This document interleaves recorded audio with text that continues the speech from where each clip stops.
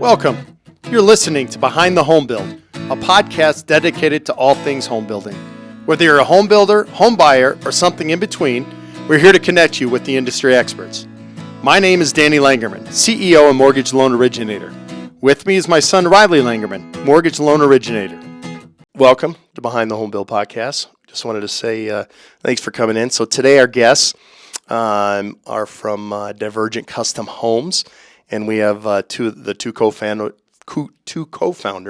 Chris Pohl and Brooke. Is it Mutzbauer? Yep. All right, got it right. I'll take it. Yeah. So they're based out of Parker, and to kind of jump into it a little bit, if Chris, kind of give me where you first started. I know you started at an early age, and you've taken this thing to, as we've seen on your website and stuff. You guys have some unbelievable jobs that you're doing, and then we'll talk about your role too, Brooke, as far as that goes. But give us kind of the history and how you got into custom building and all that good stuff. Sure. Well, I started, like you said, at a young age. My uncle and I used to build steel barns, and I would do the roof application for him and get paid with paintball guns and Xboxes and everything but cash.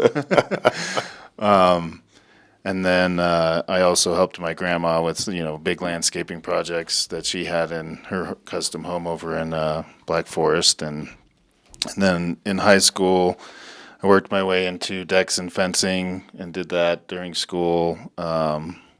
And then I worked after that. After high school, I got into framing and custom renovations with another company. So I did framing and a bunch of other types of work, helping with tile setting, plumbing fixtures, a little bit of everything. And then after that, I found out when I was 24, my daughter was on the way. And so I had to kind of do a little bit of a lifestyle career change and get a little more serious. So I took a job with a custom home builder as a laborer and down in Castle Rock, and they hired me on the spot. And I stayed after work with my project manager Bob and asked him all the questions that came to my mind as I was working throughout the day, cleaning or moving material around, staging, and talking to the trades. And I'd ask them questions too. But 6 months later, I was running projects for them as a superintendent, worked there for a few years, and then I went to a different boutique builder down in Denver who was more focused on modern, and she really loved mid-century modern, so like a combination of modernizing that style, which was real fun and unique, and did some historical projects in Denver off of Ogden and throughout the area, so that was a really fun experience. And I learned estimating there in the sales process. And then COVID hit, and I didn't really know what was going to happen, so I focused on being a handyman, which I was already doing after work and on the weekends for realtors, just to help them get listings ready to go or help buyers that just got in and they had a little punch list of work they wanted done. And I did that for a year. My youngest brother worked with me for a little while, and we did all kinds of stuff, fences, everything handyman pretty much.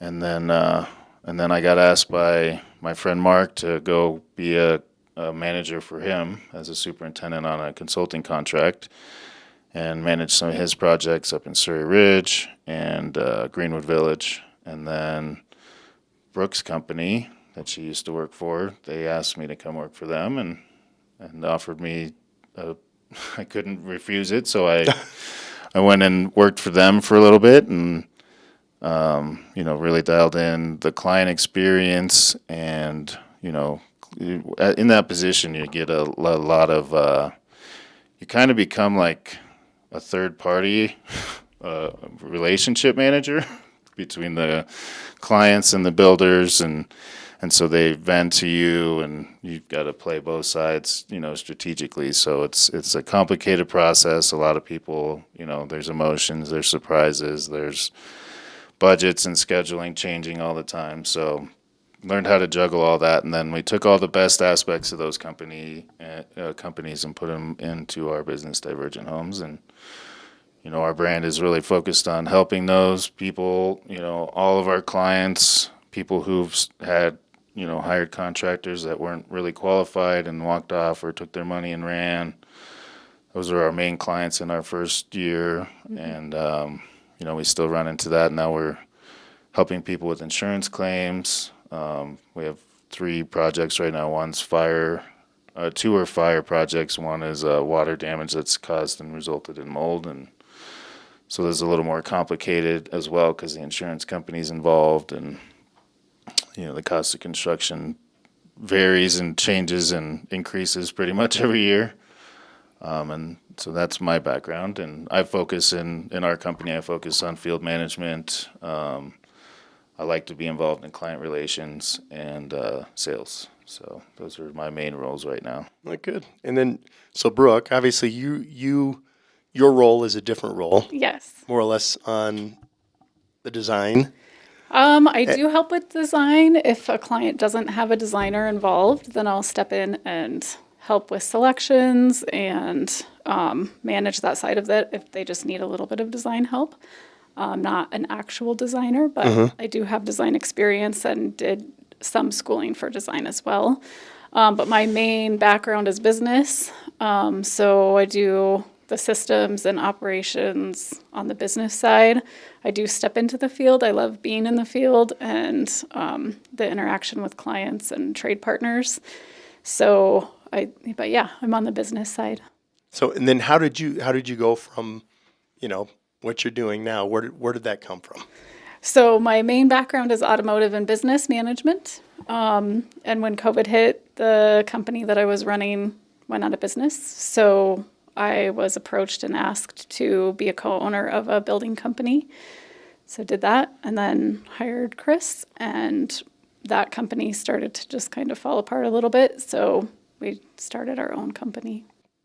Great. And so it seems like that's kind of, I think you guys are probably the second kind of a builder duo. We had another one that very similar to where you've got, all the hands on, and then you've got the, kind of the organization. The organization, yes, exactly. Yeah.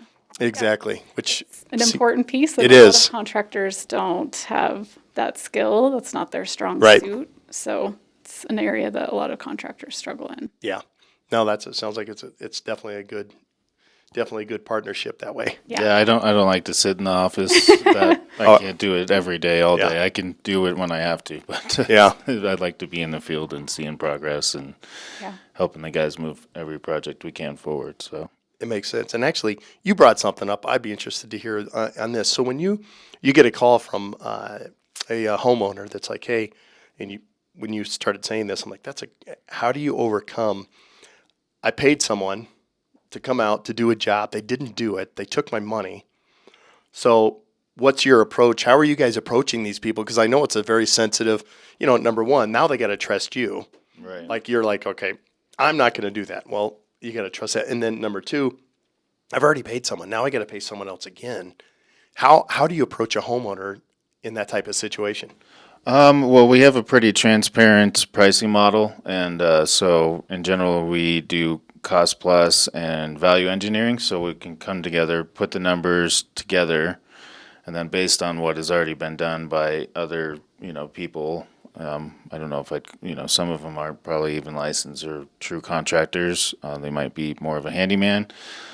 And so we just walk through and kind of, describe the issues, just, as far as code compliance or functionality that might have gotten missed or, just done improperly in the first place.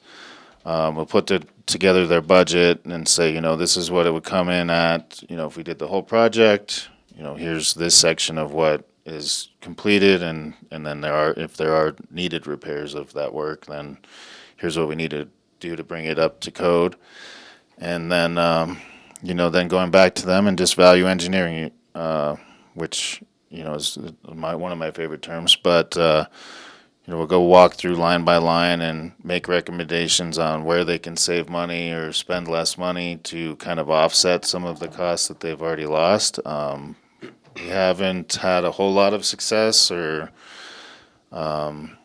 been able to help too many people get their money back. That's a actually pretty difficult process, and nobody really wants to go to small claims court over 10 grand or 15 grand, but because at the end of the day you might end up breaking even anyway. So we just do our best to be real transparent, walk through. We do line by line bids. They're very detailed and scope driven, and then if they want to make a change, it's pretty straightforward because we've got a detailed scope and all of our line items are based on that. And then we do allowances for finishes. So tile, cabinets, countertops, trim, doors, all kinds of different things that they can get at a better cost by using some of our vendors than trying to source it themselves. Some people want to source stuff themselves no matter what, and we just let them know, based on not working with that supplier, the quality might not be where they need it to be, and it might require a little bit of finagling to make it work, but we usually figure it out pretty quickly with everybody, and that's kind of been the process so far. Yeah, really educating the client and having good communications with them just to build that trust slowly over time. I suppose that's probably the most important piece. So what can they look for? I would almost kind of equate it to, these guys that are running around doing roofs after a hailstorm. Yeah. Type of thing. I mean, are there certain signs to look like, okay, wait a second. I mean, are you licensed? Show me your license. Let's show me your insurance type of stuff and Those are what kind of work. Definitely the first two. We always tell people to, look out for and ask for. Portfolio work, seeing previous work that they have done, References or referrals, if they have ratings, to see if they have reviews. A lot of guys that don't means, they're kind of under the radar. And so guys who don't have websites or Google pages, that they're not going to see reviews, but you could look up somebody's name on, say, Nextdoor, and if somebody's had a bad experience, they're generally going to say something. So Yeah. Those are the ways we kind of help people vet out their who they're working with, and then asking the right questions. Will you break down your budget? Will you not? Some won't, and it's because it's a proprietary model for them as far as pricing goes, and I understand that, but we're a management team, and so we manage subcontractors throughout the process. So we're getting estimates from 2 to 3 trades, comparing their bids, making sure they're apples to apples, and then kind of going with a decision based on if it's a cost-driven project or if it's a quality-driven project. We don't really compromise on quality or code, and so all of our trades that we've worked with have been working with us for about 12 years. For the most part. Sometimes we have to bring in a new one every now and then just because of volume, but usually we get those new partners through referrals that we've already got throughout our network, and recommendations there, and then also our directory of trades has come from the previous builders I've worked with, and then new ones that get recommended by our guys that are top notch. So that helps a lot. And then, so it's more of a cost plus model, and transparency creates trust, educating the client on why we have to do things the way we need to. When it comes to the plumbing process, say for drainage in a basement, if there's not a subfloor, then we got to cut the floor up, and there's extra inspections required for that project. We've got good relationships with all the inspectors too, because we see them so often. Did that answer your question? Oh, and then some. That's good. That's what I wanted to hear. Most municipalities have permits as public records, so it's also a good thing to check, if the contractor is promising they're permitting the project, you can definitely Google that and make sure that they've actually pulled a permit, that they're passing their inspections, that they've closed the permit at the end. Those are important things for owners to think about too. What about not paying everything, like obviously up front or anything like that, saying, okay, I'll pay you as the work starts to. Yeah, so you can request lien waivers from your trade partners, and homeowners definitely could request copies of those along the way, specifically for larger projects. Right. And you can set up your pay structure with your GC or trades based on milestones. Right. Once rough inspections pass, we'll pay you this percentage of, and that's typically how the trades we work with bill anyways. Yeah. For example, plumbing or electrical, they're going to bill us 70% at the rough stage, and then they're 30% towards the end after Right. the final's completed and inspections are passed. And then we have quality control checklists that they've got to comply to, and we provide them with all the specs for the project, the plans, walk through everybody when they start on the project so there's no confusion. We get the clients involved in, like electrical walks just to make sure they understand the functionality before we start pulling wire and setting boxes. HVAC is, here and there. Generally, there's a design for that from an HVAC engineer, depending on the size of the project. But our contractors also will recommend, we need a heat supply and a return here or there. And then plumbing, we just dial in layout before we start pulling pipe and cutting the floor up if we need to. Yeah. Good. So, just it sounds like, you guys, you're the boots on the ground as far as the GC goes. The subs that you work with are relationships that you've built, that you've trust, with everything.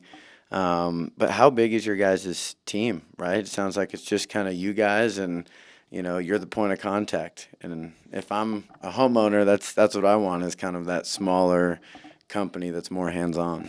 We do have a few other team members. We have a virtual assistant out of the Philippines. She helps with some of our communications and social media management. And then we have an office manager named Suzanne, so she does accounts payable, client updates. We do weekly client updates. Here's what we got done this week. Here's what's coming next week. We need this moved in this area so they can work, because most of our projects have people living in the home, unless it's a new build. And so there's a lot of communication that's required. So that's Suzanne's main role. She's actually going to be pulling a permit while we're here with you guys. So that's another thing that she helps with is, insurance management, making sure that we have liability, workers' comp, and W-9 information from all of our trades to stay compliant with our insurance. And then we have a field superintendent named Cameron, and he used to be an electrician, actually. So he's got a separate set of expertise that helps us a lot with clients, and with electrical being a huge focus for the government and most things kind of shifting that way with code requirements and everything, it's really valuable for us to have him. And so he'll do day-to-day, meet the subs. We divide and conquer, and we have a new project manager starting next month who I used to work for a long time ago, and he's been in the construction field for close to 40 years. Suzanne, she worked for a commercial builder for 17 to 19 before she came on with us, and then that's kind of the whole team, other than all of our trade partners and vendors. So what's kind of the most common way that your clients are paying for these jobs? Are they, obviously they're higher end jobs, are they paying cash? Are they financing them? Are they taking some equity out of what they currently have? Is that kind of... It kind of varies per client. I'll let you speak to it a little bit more. Yeah, we have clients that are self-pay, even for larger projects. We have some that have done like a home equity line of credit, some that are doing, construction loans, but most of them have been self-pay. There are some investor-driven projects, and those are financed by the investors. And then bank loan builds, the bank requires draw inspections, so which aligns with your milestone payment structure. They'll come out and check percentage of completion for each phase when you're billing, and you generally send out a bill or an invoice about a week before, and then they'll come and verify before they issue payment. And then so you guys, obviously we do renovations. How many new builds are you guys, have you been doing? I've got a buddy I've been trying to help him with a new build. I think I'm going on like 6 years now. He wants to self-perform most of the supervision work, so we're kind of mentoring him through the process in that agreement. And then we have 2 or 3 spec opportunities coming this year. So we actually don't have a new build under our belt through this company. I've got several with the previous builders I worked with, but we're still working on getting a new one out of the ground entirely. The additions are, all the same requirements, same trades, same complications, same process. Yeah, yeah, totally. And I think as the market gets better, I'm sure people will be a lot more interested in getting a new custom home. Yeah, there's actually a big demand in Colorado for custom homes. There's developments all over the place. Oh my gosh, everywhere. Yeah. So Suppose that might be on the horizon, right? Is some of these bigger builders that start to pick up these larger lots, go in and pick up a lot and start to do your own custom build and go from there. Yep, absolutely. yeah, we're looking to do a spec actually to where we can actually relocate our clients to that spec home during key phases in their own projects. Oh, that's a unique idea. So they can live in our and feel and touch our product while they're in the middle of the process, and then not feeling totally offset. Some of our clients have a lot of pets and other requirements, so rental options are tougher for them to get out of the house if they need to at key phases, like drywall's super invasive, dust is hard to control. We do use HEPA filters and other measures to mitigate it, but it still gets everywhere. Yeah, I'm sure it's annoying to live in there while it's all going on. Yeah, or if we've got to, swap out, like right now we have one in Parker and she doesn't have a kitchen, so we set up a utility sink for her to use temporarily because she has 7 pets, so she can't get a rental. Yeah, totally.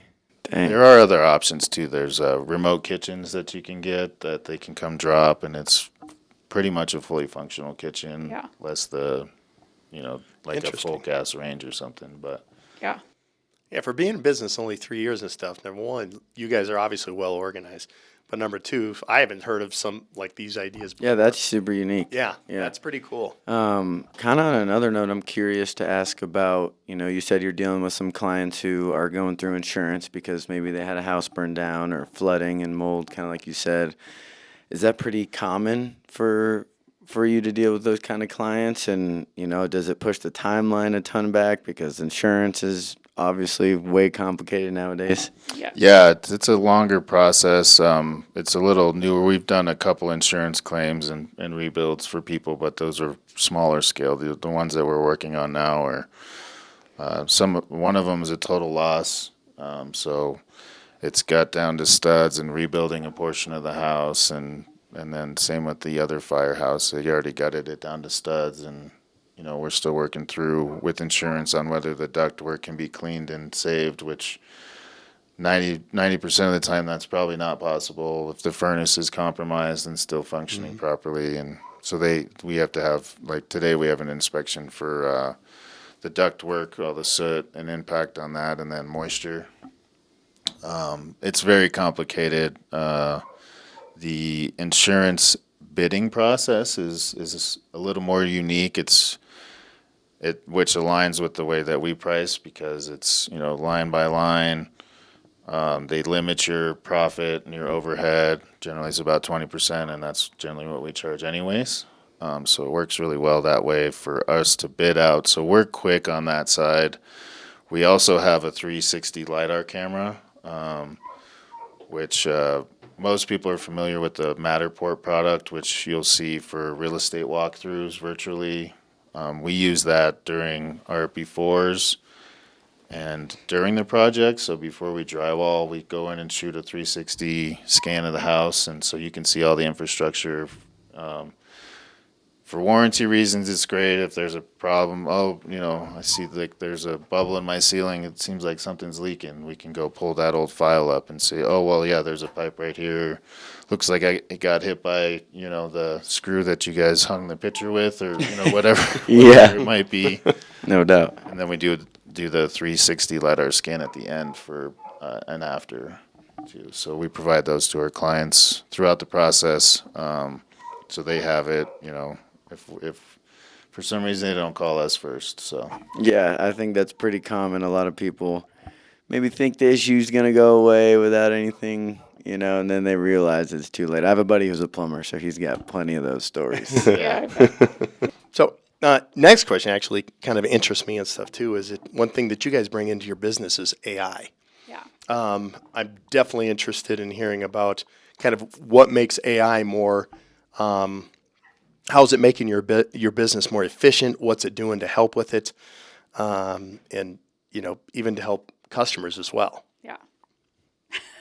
Your turn. You should speak on this a little bit. Oh, I'm sure I'll add in. Yeah. So just on the basic level, using it day to day to create meeting agendas, double check code compliance in the field sometimes.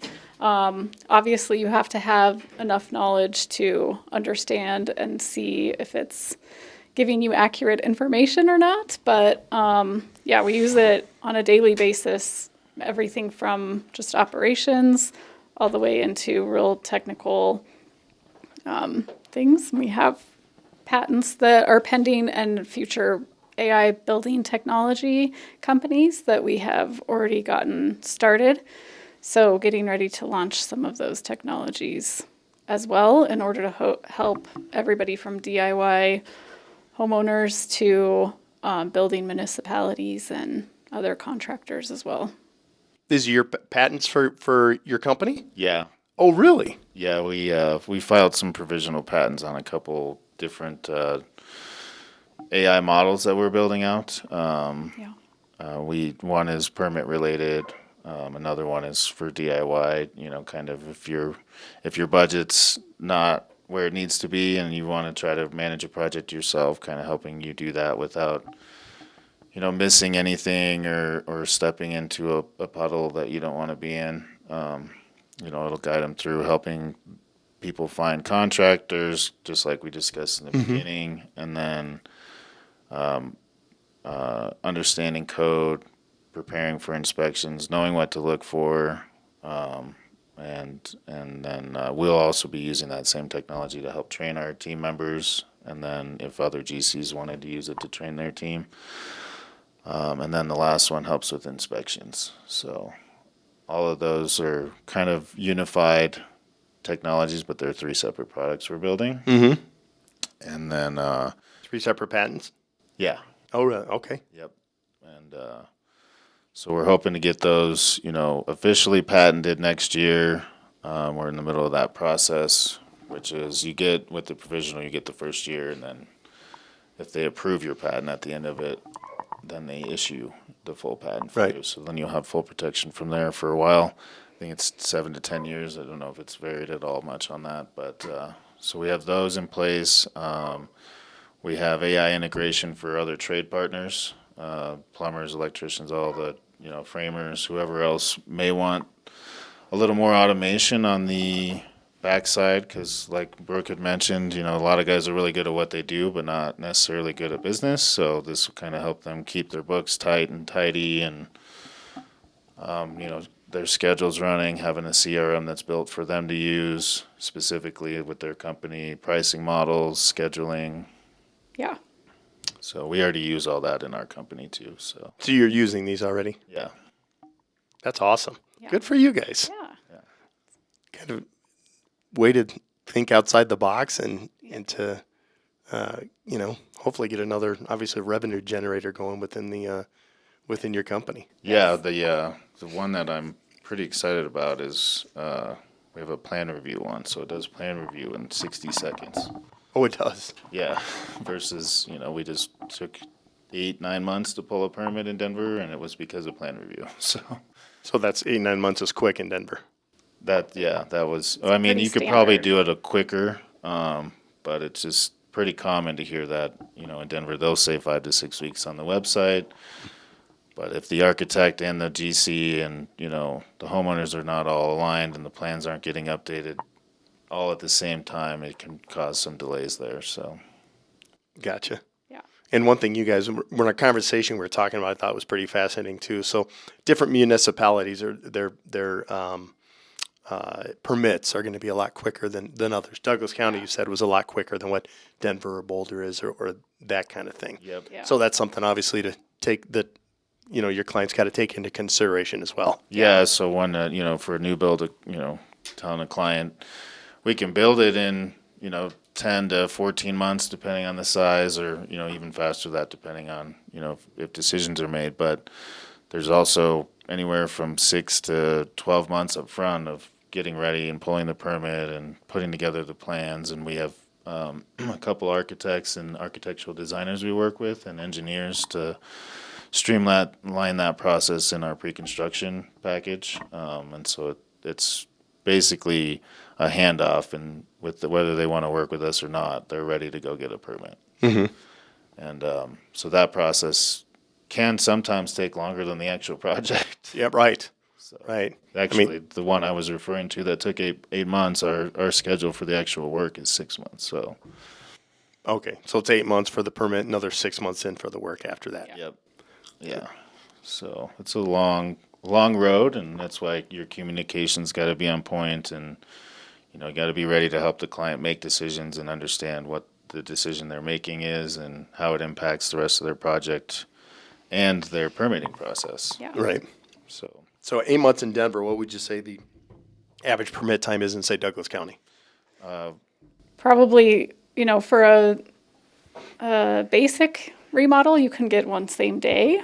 And then for a more intense remodel or addition, 2 to 4 weeks, Oh, so it's a lot quicker. a lot quicker. yeah, What's the reason for that? Just they got more people, they care more about it? I think it comes down to their staff level and their system. project volume. I mean, Denver's a huge Yeah. city, Totally. right? So they have probably 5 to 10 times more permit submittals coming Yeah. in. Yeah. So it's Sure. just a supply and demand kind of issue being available. Because you're going to a stack, and then once they get to you in the stack, if they pass you, great. If not, then you're back to the bottom. Yeah. Yeah, I got to try again. In Douglas County, it's typically one plan reviewer that looks at the whole project as a whole. In Denver, it gets passed to quite a few different departments. So it's several different departments looking at it. Oh, then you need to fix this. Gotcha. And it goes back again to the whole process. So I think that complicates things for Denver as well. Douglas County does have separate reviewers, though. So it's just, I think it's mainly project volume is what I would say. So, I mean, obviously, you guys, you seem pretty flexible, but you also value organization and communication. So, if I was a potential client of yours, I'm a young homeowner, don't have a ton of expendable income. Right? For example, we're looking at finishing our basement, but we want to find a GC to use their license because we have some connections as far as the electrical, the plumbing, ourselves. Is that something that you guys are flexible towards if need be? Or you'd rather just handle all the communication, all the subs yourself? We would like to be involved in the whole process, so we would probably vet out, if you wanted to bring in your own electrician or something. We are flexible to a degree on that. We trust our guys, and if you trust that person, then, that makes sense. And so we just have them manage their warranty through you directly if we're just kind of helping oversee and schedule them. And then warranty-wise on our side, if you need our help, then I've got to bring in a different electrician. Yeah, Then that's something that I've got to charge for. totally. So, Yeah, and then we're double paying right there. yeah, so we're open to that. We're open to people getting their own products, but we do have a couple disclaimers, and like if you're gonna go get your own appliances, you need to make sure you file for the warranties, follow up, get all that in place so that if there is an issue, you know who to call. For sure. And we'll still help. I mean, I'm not saying Yeah. we don't. We're here to help for sure. But that's part of what you're paying for when you hire somebody like you guys is to take care of all that for you, to know all the people you got to call, all the rules and regulations as far as all that goes. So obviously helpful. So on a different note, more kind of an entrepreneur note. Obviously, you've been a part of a lot of companies. You've started your company 3 years ago. What's one piece of advice that you have for the younger generation that maybe, business ownership is not on the top of their mind, and if it is, they feel like it's out of reach? What's kind of one piece of advice that you have for the younger generation in the entrepreneurship world? You go first. I would say, build a good community, networking, joining some groups of entrepreneurs. There's a ton of great groups out there that help with that type of thing, but really aligning yourself with the vision and the goals that you have for your company and how you're going to run that, and then surrounding yourself with other people, reading books, just taking all the knowledge you can, because it's very attainable and possible. And there's great resources out there for help. And my add-on to that would be, don't overthink it. Make a plan and go for it. You're gonna fail fast. You're gonna learn. You'll get better. Find a coach or a mentor. If you're newer to the space. I still have mentors and coaches, and my coaches have coaches. Like, there's a ton of people out there willing and happy to help and help you learn and succeed. And so I would say, really tap into your network, building that out, community. Have a general plan, but don't spend 2 years on the plan. Yeah. Just get in there and start learning. Be careful. Don't jump into something that you don't know without some help, for sure. Yeah, totally. Wow. I definitely appreciate that advice as a 25-year-old aspiring business owner. So, and I know that a lot of people in my generation, they have their eyes set on it, but a lot of things, including the housing industry, don't feel very possible for my generation. So we appreciate it. Yeah, definitely. Yeah, I'm actually mentoring a gentleman down in Colorado Springs to get his GC license, and we are either going to partner with him in our business or his new business. So helping him get his license, his experience, and then I have a call with him today on some questions he has. So Right on. Very cool. to give back to you. So. Yeah, for sure. Yeah. Yeah. That's definitely a good way to do it. Yeah. These younger generations, especially the housing industry is one of the best industries to get into. The opportunities are just Yeah, there's endless. going to be a huge demand. yes. Yep. And even teaching him and mentoring him, I learned, more about myself and give him advice. I'm like, well, if I gave him that piece of advice, I should be executing and acting the same way. So- Right. Totally. Exactly I think right. that the same, I coach youth baseball, and so I'm always preaching at them, and I'm like, I should probably follow my own advice. So Right, exactly. That's awesome. So one of the last questions that I have that I think is pretty interesting. So on your website, you guys have guarantees and your warranties and what have you there. So tell us about that, because I think that's pretty, I think it's important, especially to keep homeowners feel like they have some sort of okay, hey, I can come back, rather than like we were talking about earlier in the segment, that you're not just going to disappear. It's like, hey, what can we do to help out and get this thing solved and fixed, so you can move on and enjoy your house. Yeah. Yeah, so we do a 1-year workmanship warranty. That would be, finishes, paint, general coverage there. If there's, if the P-trap on a sink starts leaking, we'll send our plumber over and get it taken care of. That way it saves you cost to have to hire somebody else. We do offer extensions on that workmanship warranty. And we want, we're building a relationship with our clients. So we want you to call us when you got a problem, because we want to help. And then structurally, you're required by law to have 7 years and keep the records for 7 years. We actually extended that to 10 for our company. We really trust and value who we work with, and we believe in the product. And so, we just a little extra layer of value and coverage for people to have peace of mind and count on. Yeah. And we do regular warranty check-ins with our clients over that first year, just to make sure. A lot of clients are hesitant to reach out and call and ask for help with a problem, but we want to really make sure they're very happy with the product and they're not having any issues. So we reach out and check in with our clients throughout that first year. Yeah, so we do a 30-day, a 90-day, a 6-month, and a 1-year check-in about a week before that hits, and then if we actually need to send somebody, we'll have somebody there at that 30-day mark or 90-day mark. Well, it's kind of interesting because obviously you see a lot of these bigger home builders, and the quality is not necessarily there, and they're always trying to avoid certain warranty things that are happening to these buyers who are buying the new builds because they have the lowest rates and they're the most affordable. But I'm on social media a lot, and I see, these like inspectors, going after these or inspecting these new builds, and the quality is not there. They're trying to say warranties are void when they're not, and so just another advantage of going with kind of that smaller mom and pop, local home builder. Yeah, for us, our reputation is extremely important to us, and keeping that happy client is part of why we started this. The client experience is our whole model, and so after the project is just as important. Awesome. That's great. Well, if our listeners are tuned in and they either want to get in contact with you for a renovation, an addition, maybe a new build, or maybe they just have some questions, where can they get in contact with you guys? So right now we're on Facebook, Instagram, LinkedIn. We're working on YouTube and TikTok, and then we have our website at divergentcustomhomes.com.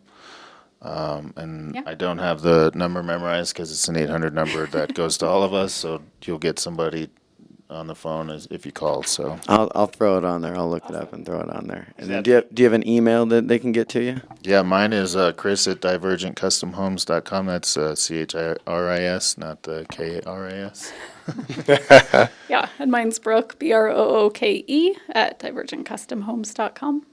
And is that 800 number, is it 888-404-2786? Yes, sir. There you Look go. at that. There we go. Awesome.